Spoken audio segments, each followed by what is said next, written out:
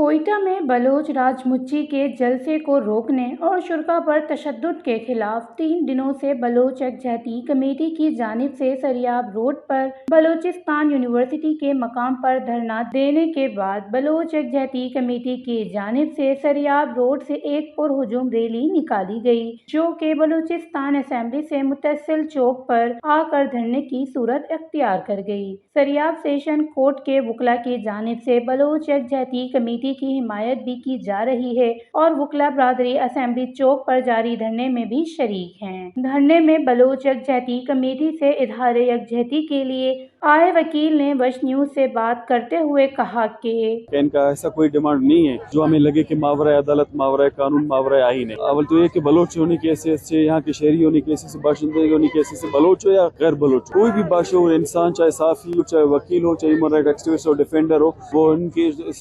اجتماع کو اگنور نہیں کر سکتا۔ ہم اس لیے شامل ہوئے کہ ان کے بنیادی طور پہ یہ ڈیمانڈ تھی کہ ہم جائیں گے گوادر 28 تاریخ کو، وہاں پہ ایک قومی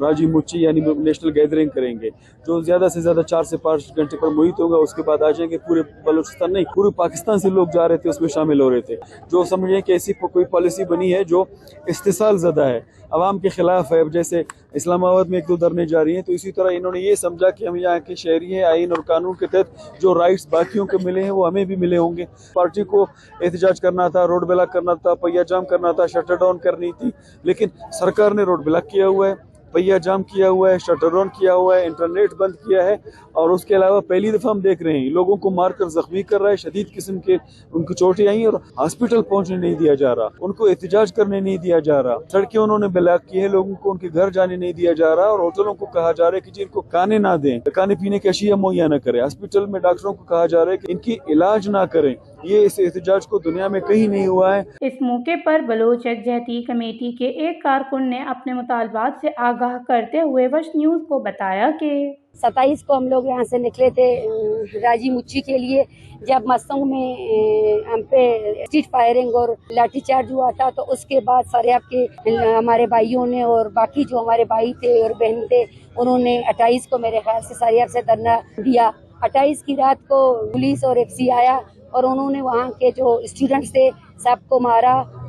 پیٹا اور گھسیٹتے ہوئے اپنے ساتھ لے کے گئے۔ تقریباً 200 کے قریب ہمارے اسٹوڈنٹ یونیورسٹی کے سامنے سے اٹھا لیے گئے ہیں۔ آج ہم نے یہ ریلی اسی لیے نکالی ہے یہاں وہاں سے یہاں تک کہ ہماری ڈیمانڈ یہی ہے کہ گوادر کا جو نیٹ ورک ہے ان کو بحال کیا جائے، اور ہمارے وہاں پہ جو لوگ پھنسے ہوئے ہیں ان کے بارے میں ہمیں بتا دیے جائیں، جتنے ہمارے زخمی ہیں ان کے بارے میں بتا دیا جائے، اور سمیع الدین ڈاکٹر صابیہ اور شاہجی صبغت اللہ کو انہوں نے بہت زیادہ زخمی کیا تھا، ان کے بارے میں اطلاع دی جائے۔ یاد رہے کہ کوئٹہ شہر میں دفعہ 144 نافذ ہے، جس کے پیش نظر کوئٹہ ریڈ زون کو چاروں اطراف سے کنٹینرز لگا کر بلاک کیا گیا ہے، اور اب بلوچستان اسمبلی کے سامنے دھرنا بھی جاری ہے اور ٹریفک کی آمد و رفت معطل ہے، جس کے باعث کوئٹہ کے شہریوں کو شدید مشکلات کا سامنا کرنا پڑ رہا ہے، اور کوئٹہ شہر کی تقریباً ہر شاہراہ پر ٹریفک بلاک نظر آ رہی ہے۔ شہریوں کا مطالبہ ہے کہ مظاہرین کے مسائل حل کیے جائیں اور شہر کی صورتحال معمول پر لائی جائے۔ وش نیوز، کوئٹہ، بلوچستان۔